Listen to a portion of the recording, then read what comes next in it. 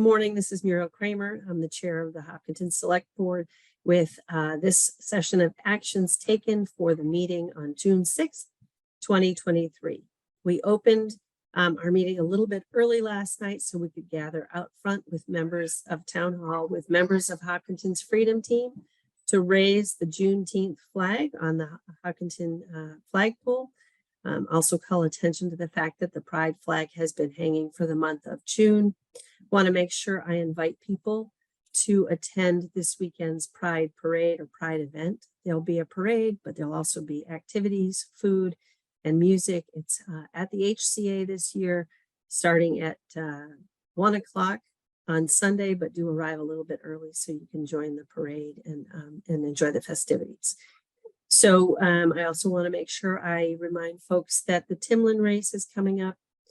It is the 20th anniversary of the Timlin race to raise money and awareness in the fight against ALS. 8 o'clock on Saturday morning, June 17th. I hope we see you there.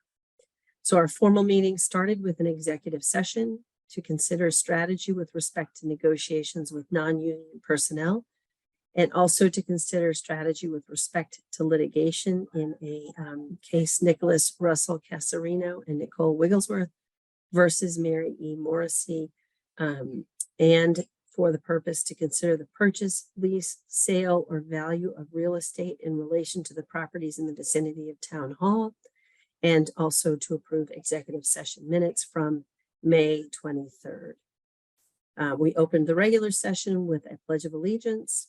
We then opened with a public forum. I don't believe anybody joined us for the public forum, and I apologize if I have forgotten. We then recognized a couple of volunteers. We recognized Eva Bennett and Josh Jones from the Youth Commission, two Hopkinton High School students who are serving this town beautifully, who successfully organized, participated in, and hosted a lovely event last week that also highlighted the ways that volunteerism can be part of helping yourself take positive steps towards protecting your own mental health. So it was a really wonderful event. Congratulations to them. One of the volunteers that they invited to speak was our own Russ Ellsworth, who has been volunteering. He's a veteran and a lifelong Hopkinton resident who has been volunteering for more than 60 years. So we have all been the beneficiary of his investment over time, and we thanked him as well. And we also recognized Bill Hamilton for the work he did to make sure that we now have a very permanent and beautiful World War II memorial that recognizes the contributions of the young people in Hopkinton who served in World War II. We then adopted the consent agenda, the minutes from the May 23rd meeting, as well as approving a parade permit application for the Cystic Fibrosis Foundation, a bicycle parade or a bicycle race that will go through Hopkinton on September 30th, 2023. Our next order of business was to approve traffic constable appointments, as well as approving disclosure forms for several individuals and town employees whose traffic constable appointment has not yet expired, and then also approving their disclosure forms for the constables who are new to a new 3-year term. We held a public hearing to approve temporary alcohol licenses for 2 events for Weston Nurseries. On June 24th, they'll be celebrating their 100th anniversary, which is amazing. I hope everybody is able to join them and celebrate their success and contributions. And then they will also be hosting their Blooms, Brews, and Barbecue Festival on September 9th. It's an event that they've held, I think, now 7 times. It raises an awful lot of money to support their team that walks each year in the Jimmy Fund Walk. And they have very notably and amazingly, and very proud to be part of a small part of supporting them. They have raised over $250,000 over the years for the Jimmy Fund. So congratulations to Weston Nursery. We approved the appointment of a new town employee, Linda Asim, as the new administrative assistant in the Land Use Planning and Permitting Department. We welcome her.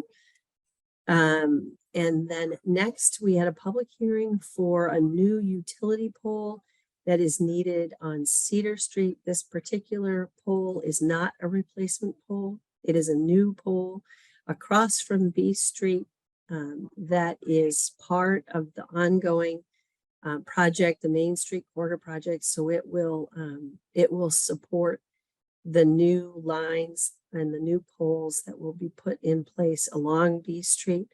The board did ensure that we talked about the fact that as replacement poles are put in, we need to follow up and make sure the old poles are removed in a timely fashion. We renewed the municipal bond anticipatory note in the amount of $4,613,137 at the recommendation of town staff. And we also discussed setting the water and sewer rates for FY24. The water and sewer rate hearing is at the next select board meeting on June 20th. But we did introduce the topic and provide some of the preliminary information.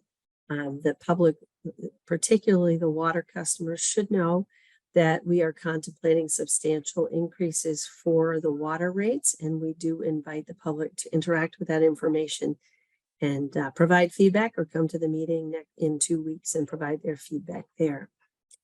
The select board then discussed the Upper Charles Trail Committee survey that will be going out. We hope that a lot of people will interact with that survey. We will make it available electronically, but also in some paper copies. We hope that we get a very substantial return so that we can get some information that we need to really make a thoughtful decision to move forward following the vote at town meeting that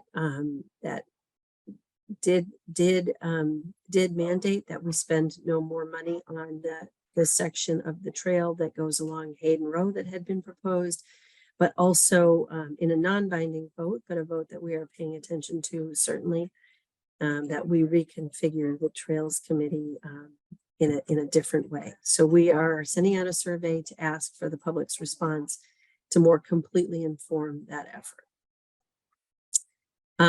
We did talk about the annual appointments that are coming up for next week's the June 20th meeting.